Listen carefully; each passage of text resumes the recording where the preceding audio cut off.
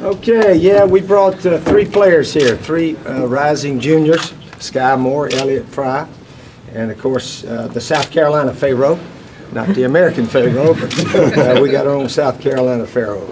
And all 3 of these players are really outstanding players, should be preseason all-conference, and maybe even some All-Americans could come out of these 3. But we're looking forward to the season. We've made some changes. John Hoke, we've added to our defensive staff. He and Lorenzo Ward will coordinate that. We got some good quarterbacks. We don't know which one will be the starter yet, but we'll let that play its way out before the game in Charlotte. But anxious to get started. Looking forward to the year. You think you guys are coming in on the radar? Do you like that? Yeah. We don't deserve much. It was sort of interesting. That there's a lot of buzz with Arkansas and Tennessee, and rightfully so. Those teams, they had a good year last year. Guess what? They had the same year we had, 7-6, and won the bowl game. So some 7-6s, I guess, are better than others. But we're proud of the way our team finished last year, and we look to build on that momentum going into this season. Steve, how was Connor Mitch's offseason going? How's it going? I think it's gone about the same way all the other quarterbacks have gone. Statistically and the scrimmages through the spring, all 3 of those quarterbacks were very similar. So we're going to let it play out. Some guy we hope will separate from the other 2 as we go through preseason practice. How deep do you want to go into preseason camp before you announce a starter? I don't know. We'll wait and see. Steve, who are some guys? Timetable. Huh? Excuse me. Okay. Who are some guys you're looking for to set the tone as far as leadership this season? Well, Pharaoh and Sky, the 2 that are here now, should be pretty good leaders. Defensive line, we got some new guys, as you all know. Marquavius Lewis, Dante Sawyer, Earlick Jones. Those 3 guys should play a lot in there. And they could be leaders. I don't know who the leaders are going to be. So far in the summer workouts, it seems all the guys have had excellent camaraderie with each other. And we'll see how it all plays out. We know what Pharaoh can do. Who else do you think can catch balls that can help fill that? Yeah, that's sort of unknown. Debo Samuel is probably the next in line to definitely be a starter. And then we got some young guys. We got some true freshmen that may have a chance. Terry Guger caught some balls and in the spring, did some good things. And some walk-on kids are doing well. So we'll let them sort of earn their way before we talk about them too much. Is Pharaoh kind of a lead by example guy, more Yeah, than a he vocal is. guy? Yeah, he's quiet. He's a wonderful young man. Does everything that coaches ask and then a little bit more. But yeah, he's one of the leaders on the team. He's just a 3rd-year player. Nowadays, sometimes they only play 3. So I guess you could say maybe he and Sky could be seniors this year, but they're both going into their 3rd year. Is it too much to ask Nunez to come in at some point during the year and then see what he can do? Nunez, yeah, he's an excellent athlete, as we all know, can really run. So there's a spot for him to jump in there and maybe hand it to Pharaoh or switch around with Pharaoh and the quarterbacks. There's all kinds of things you can do with a quarterback that can run and pass. And Pharaoh can pass pretty well also, as we know.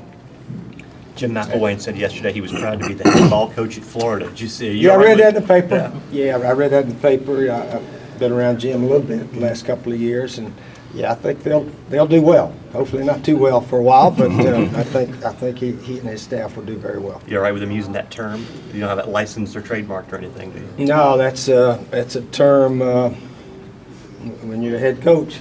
You're a head ball coach. That way you don't have to use the word football, basketball, baseball. You can leave all that out, so forth. Steve, is any part of you more comfortable with less expectations than you had? Well, yeah, we were overhyped last year. The media boys here in the SEC picked us to win the East, and when they picked the all-conference team on defense, we had one third-team guy, Bryson Williams, that made all-conference third team. So I mean, how are we supposed to stop people? Well, we didn't stop anybody too much. But the guys hung in there. It could have been a bad year.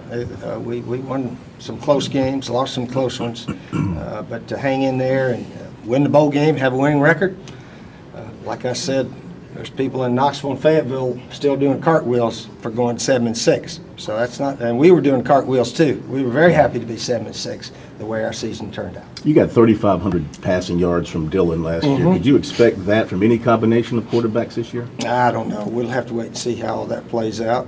We got 2 good running backs, Brandon Wiles and David Williams. Sean Carson get in there occasionally, but 2 big, strong, fast running backs. So they got to get the ball. And our quarterbacks hopefully are capable of running a little bit also. Steve, preseason depth chart had Brandon Schill moving over to left tackle. I think you guys tried that early in his career and it didn't really take. Do you think it will? Well, Coach Elliott will move him around a little bit. And, yeah, we're thrilled about these freshman offensive linemen that have come in.